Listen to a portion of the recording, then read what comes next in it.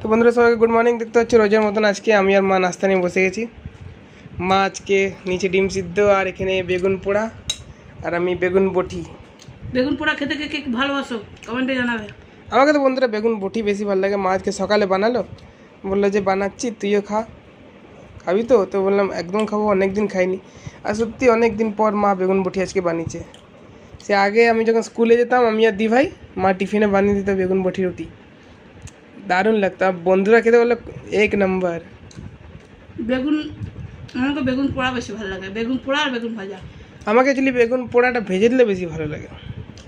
বেগুন ভাজা হবে, একটা কাঁচা লঙ্কা হবে আর গরম ভাত হবে, একটু ঘি হবে, বাস।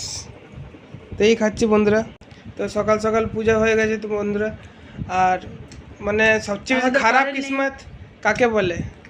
আজকে আমাদের খারাপ কিসমত এর জন্যই, কেন কি বন্ধুরা সকাল দিয়ে লাইন নেই। আজকে সানডে, তো আজকে আমাদের কোম্পানির যে লাইন আছে ওখানে কিছু কাজ চলছে, তো এখন লাইট ওই যে ইনভার্টারে চলছে এখন লাইট। কখন আসবে কোনো ঠিক নেই। হ্যাঁ, কোনো ঠিক নেই কখন আসবে, লাইন ঠিক করছে। আর সানডে এরা মকা পায় বন্ধুরা ঠিক করায়, বলে আজকে একটু ছুটির দিন, জলও নাই কারেন্টও নাই। তো এই নিয়ে আছি বন্ধুরা।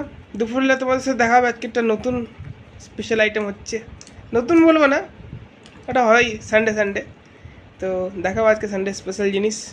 তো সাথে থেকো, টাটা।